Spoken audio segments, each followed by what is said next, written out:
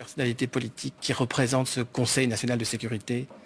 On peut peut-être effectivement rappeler qui est qui à la table pour l'instant. Vous avez rappelé certains rôles à l'extérieur. Et revoilà Élodie Roupeau. J'imagine que la conférence de presse va maintenant pouvoir commencer et on va évidemment laisser la parole à la Première ministre, Sophie Wilmès. Bonsoir à toutes et à tous. Goedenavond iedereen. Bonsoir tout le monde. D'abord, vous remercier pour votre présence. Un Conseil national de sécurité élargi au ministre-président vient, comme vous le savez, de se terminer afin de faire le point sur la propagation du virus Covid-19 en Belgique. Comme à notre habitude, nous avons pris une série de décisions qui s'appuient sur les recommandations des experts scientifiques et médicaux qui nous ont été fournis un peu plus tôt dans la journée. Avant de commencer, je vous rappelle le bilan qui a été communiqué ce matin par le SPF Santé. 7284 personnes ont été testées positives au Covid-19 dans notre pays, selon la répartition suivante. 4652 en Flandre, 846 à Bruxelles, 1621 en Wallonie. À l'heure actuelle, nous comptons 3042 personnes hospitalisées et 289 personnes sont malheureusement décédées. Et j'aimerais exprimer aujourd'hui toute ma compassion à toutes ces familles et à leurs proches qui, dans des circonstances très difficiles, doivent vivre du mieux qu'ils peuvent ce deuil. Ik ben ervan bewust dat het bijzonder zwaar is voor mensen die que c'est particulièrement difficile ou qu'il est particulièrement difficile pour des personnes qui ont récemment perdu un membre de leur famille, un ami. Ils ont dû dire adieu dans des circonstances extrêmement difficiles et le processus de deuil sera différent et difficile lui aussi. Ce ne sera pas comme ils l'auraient voulu. Je tiens à présenter mes plus sincères condoléances. Alors avant de commencer, je voudrais dire merci à tous les Belges. Merci à vous tous pour les efforts que vous faites pour respecter les mesures que nous avons prises. J'ai déjà dit à plusieurs reprises que ce serait un effort de la collectivité. Tout le monde lutte à sa manière contre le coronavirus, soit en restant à la maison, même quand il fait beau, soit en acceptant qu'il est provisoirement impossible de se réunir et de se rassembler avec des amis, de la famille, ou alors en se déplaçant un minimum, en se déplaçant uniquement pour le strict minimum. Tout le monde aime la liberté et je sais que nous demandons ici un sacrifice. Mais la santé est et reste notre priorité. Dans le détail des mesures, je voulais remercier tous les Belges qui prennent sur eux et s'illustrent par leurs efforts. Chacun, à son niveau, participe à la lutte contre le coronavirus, soit en restant à la maison alors qu'il fait beau, soit en acceptant l'éloignement provisoire avec ses amis ou sa famille, ou encore en limitant ses déplacements au strict nécessaire. Nous aimons tous notre liberté et c'est presque aller contre notre instinct. Mais c'est plus que jamais indispensable de respecter ces mesures pour notre santé. À chaque prise de parole, je souhaite aussi remercier le personnel soignant. Je sais que ça peut paraître un peu répétitif, mais pour moi, pour nous tous ici, c'est indispensable. C'est important car à l'heure actuelle, il y a des milliers de femmes et d'hommes qui se battent contre la fatigue, l'angoisse, le stress, pour remplir leurs devoirs envers leurs patients et je les en remercie. Nous les en remercions. Je veux les rassurer sur un point. L'ensemble des autorités du pays met tout en œuvre pour que votre protection soit aussi assurée. Même, on le sait, si la situation actuelle ne permet pas encore à chacun de pouvoir travailler dans les meilleures conditions. Nous le savons, nous ne l'acceptons pas et nous continuons de travailler pour corriger cette situation. Chaque fois que je prends la parole, je tiens à dire merci au personnel soignant. Au risque de me répéter, mais pour moi et pour nous tous, c'est quelque chose d'essentiel. C'est important parce qu'actuellement, des milliers d'hommes et de femmes sont inquiets, sont stressés, sont fatigués. Mais malgré tout cela, ils et elles continuent à soigner les patients. Et je leur remercie du fond du cœur. Toutes les autorités de ce pays font tout ce qu'ils peuvent pour vous aider, pour protéger la santé, même si la situation actuelle ne permet pas encore à tout le monde de travailler dans les meilleures circonstances. Nous le savons, mais nous ne l'acceptons pas. Et nous allons faire tout ce que nous pouvons pour que cela change. Toutes les personnes qui continuent de faire fonctionner ce pays au quotidien. Que vous soyez conducteur de bus, agent de police, que vous soyez employé dans un magasin alimentaire ou travaillez dans un service de sécurité, vous êtes nombreux et j'aimerais pouvoir tous vous citer. Sachez que votre rôle est essentiel dans notre société et nous vous remercions aussi pour votre travail. Je tiens également à remercier toutes les personnes qui permettent à ce pays de fonctionner, les chauffeurs de bus, les agents de police, les personnes qui travaillent dans les magasins d'alimentation ou les gens de la sécurité. Vous êtes nombreux. J'aimerais pouvoir vous citer tous. Vous avez un rôle essentiel. Merci, merci pour ce que vous faites jour après jour. Sur la situation actuelle. Les scientifiques nous rapportent que certains indicateurs démontrent un ralentissement de la croissance exponentielle de l'épidémie. C'est une bonne nouvelle. Néanmoins, tous s'accordent à dire qu'il est beaucoup trop tôt pour affirmer avec certitude que l'épidémie est sous contrôle. Nos efforts ne font donc que commencer et si nous relâchons maintenant, les conséquences pourraient être dramatiques. Les scientifiques nous disent que certains indicateurs montrent aujourd'hui un ralentissement de la croissance exponentielle de l'épidémie. Et c'est là une bonne nouvelle. Mais les scientifiques disent aussi très clairement qu'il est encore beaucoup trop tôt d'affirmer que l'épidémie est sous contrôle. Les efforts ne font que commencer. Si nous ralentissons nos efforts maintenant, les conséquences pourraient être très lourdes. Pourquoi, après discussion au sein du Conseil national de sécurité, il a été décidé que les mesures prises préalablement seront prolongées de 2 semaines, donc jusqu'au 19 avril, et cette décision pourra être renouvelée de 2 semaines jusqu'au 3 mai. La situation est en tout état de cause évaluée en continu, vous le savez, et les CNS seront convoqués régulièrement pour faire le point sur la situation. Rappelez-vous que ces mesures sont la seule option à notre disposition aujourd'hui pour limiter la propagation du virus, et nous ferons en sorte qu'elles soient respectées. En ce qui concerne les citoyens, je rappelle qu'ils sont tenus de rester chez eux. Seuls les déplacements nécessaires et pour raisons urgentes sont autorisées, à savoir le trajet entre le domicile et le lieu de travail quand le télétravail n'est pas possible, les déplacements indispensables pour aller faire ses courses ou se rendre chez le médecin par exemple sont également autorisés. Pour rappel, les détails de ces mesures sont disponibles sur le site www.info-coronavirus.be. Pour l'activité physique en plein air, je tiens à préciser que l'objectif est bien de rester en mouvement et de ne pas s'installer, par exemple, dans les parcs pendant des heures. Les citoyens sont donc en dehors de leur domicile à ce moment-là, le temps de l'activité uniquement. Après, ils sont tenus de rentrer chez eux. Ceux qui ne respectent pas ces règles seront sanctionnés. Il ne s'agit donc pas non plus de se rendre, par exemple, dans les Ardennes ou à la mer pour la journée. Je veux être très clair. En cas de non-respect de ces règles, les sanctions sont et continueront à être appliquées. Nous mettrons par ailleurs en place à court terme un système de perception immédiate des amendes. Je dois vous le dire, nous ne sommes plus au niveau de la prévention. Le respect des règles est fondamental. Je sais que ça ne concerne qu'une minorité de personnes, néanmoins il est indispensable que tout le monde joue le jeu sérieusement.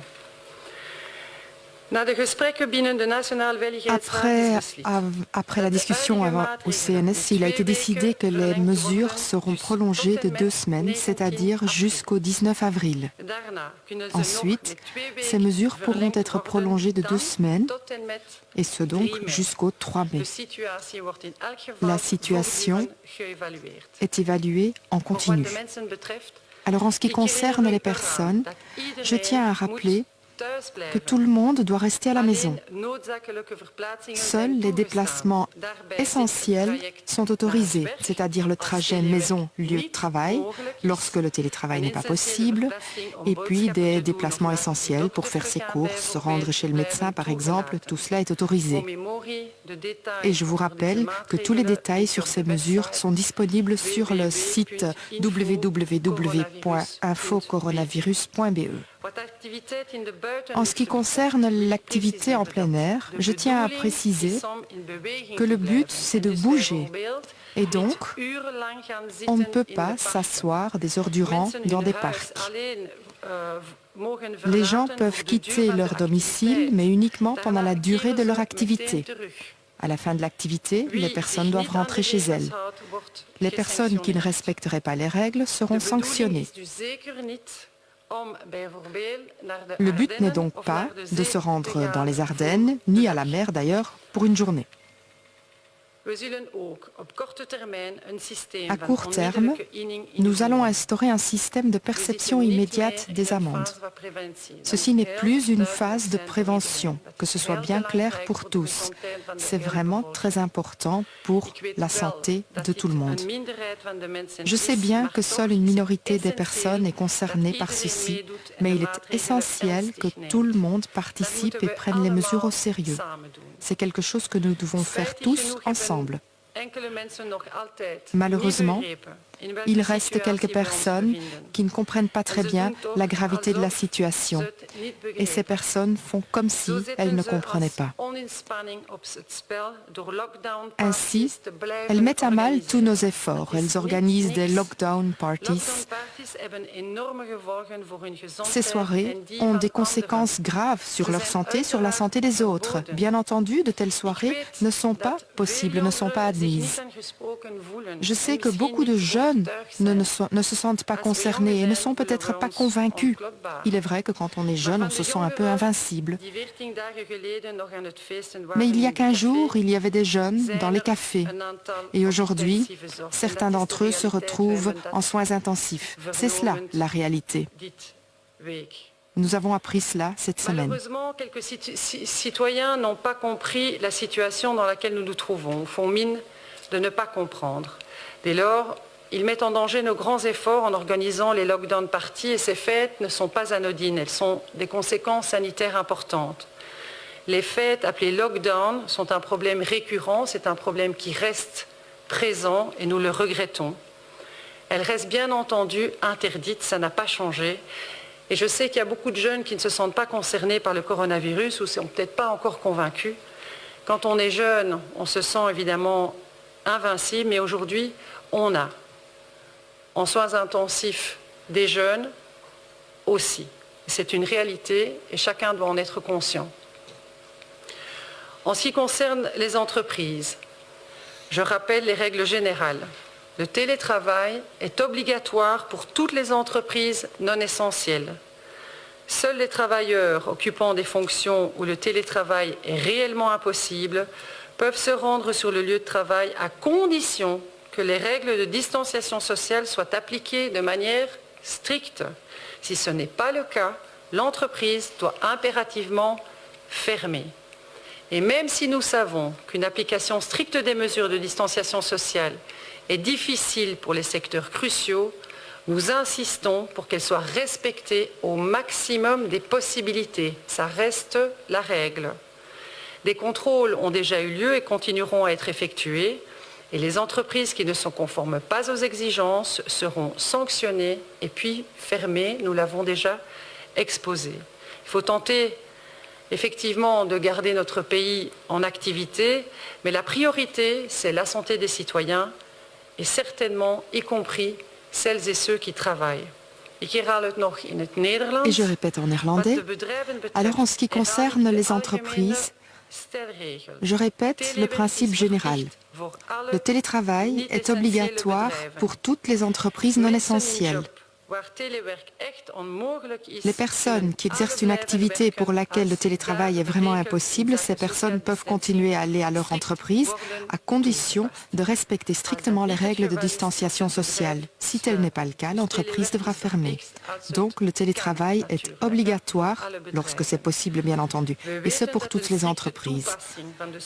Nous savons qu'une application stricte des règles de distanciation sociale est difficile pour certains secteurs essentiels, mais nous insistons pour que tout le monde se conforme, dans la mesure du possible bien entendu, tout le monde doit se conformer aux règles. Il y a déjà eu des contrôles, il y en aura d'autres.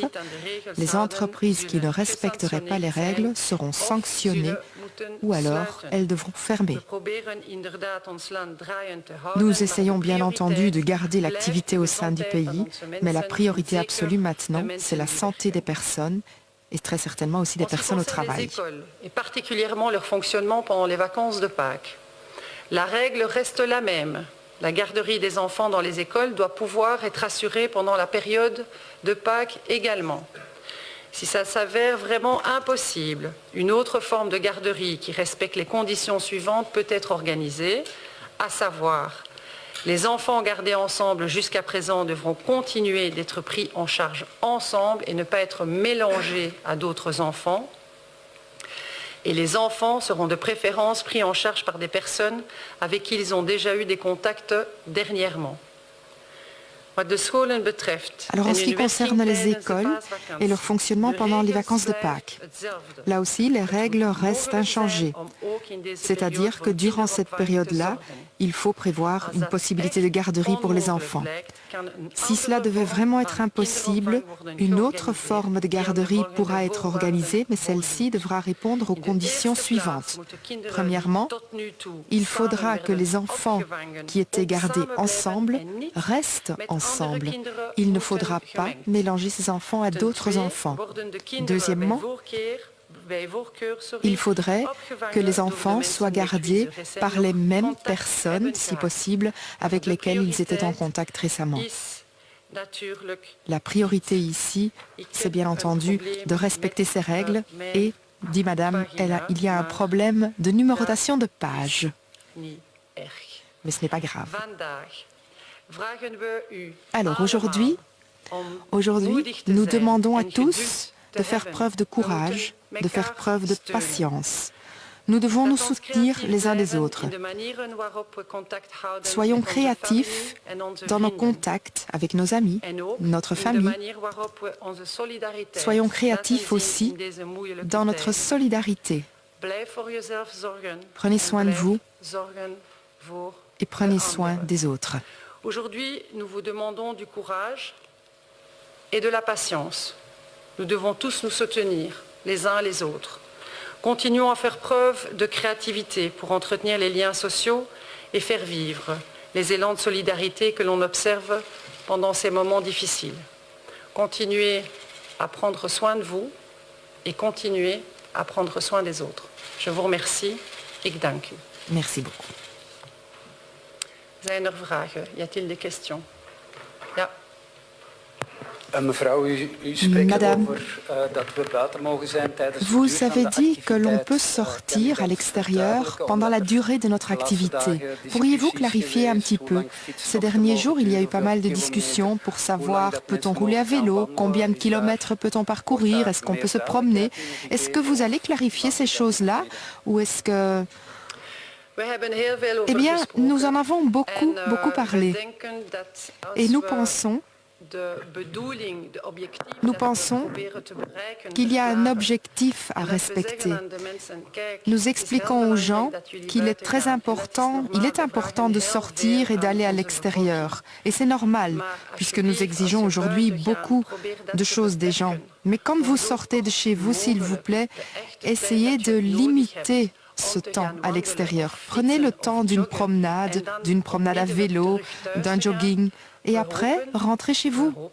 Nous espérons que tout le monde interprétera cela correctement.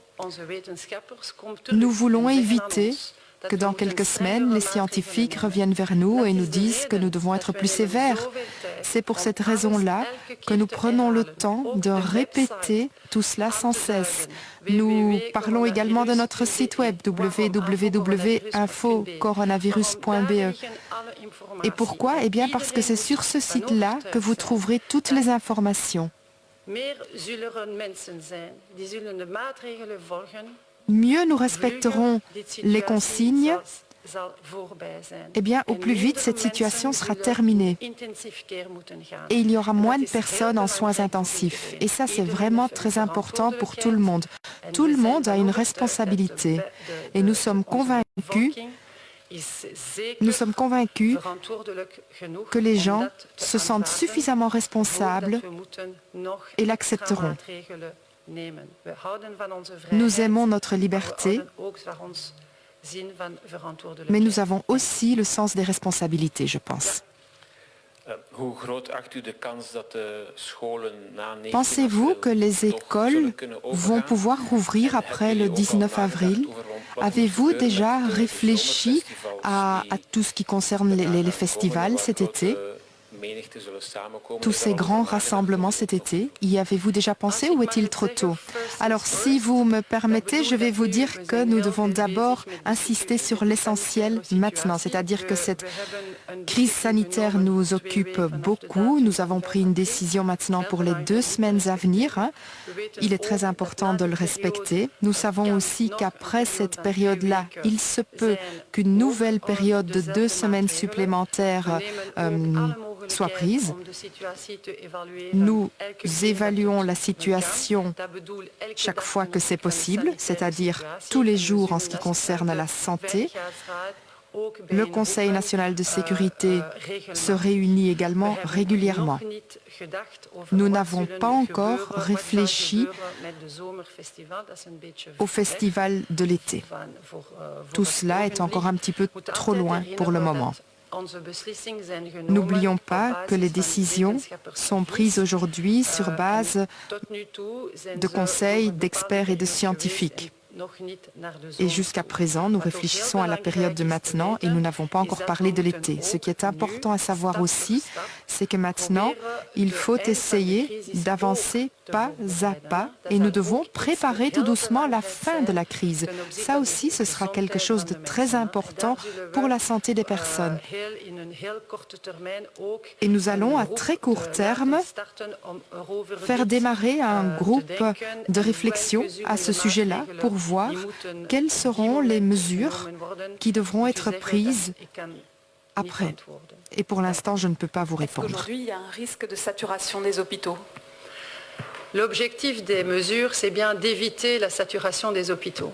Si la question est est-ce que le risque existe, nous n'aurions pas pris des mesures aussi importantes. Il faut quand même réaliser la portée des mesures que l'on a prises la semaine dernière et la semaine précédente. Nous n'aurions pas pris des mesures aussi importantes si nous ne craignions pas un risque de saturation des hôpitaux. On a entendu des experts que l'exponentialité, donc la manière avec laquelle le nombre de cas augmente est en train de diminuer. Cela ne veut pas dire que les cas diminuent. Ça continue à augmenter, mais l'accélération est moins forte, ce qui est déjà un premier signe.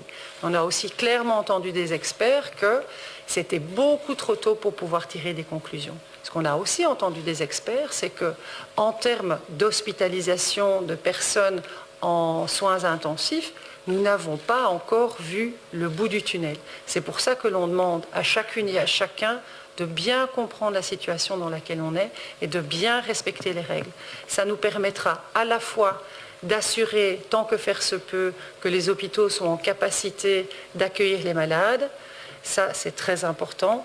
Et ça permettra évidemment aussi d'éviter des contaminations qui sont vraiment pas nécessaires.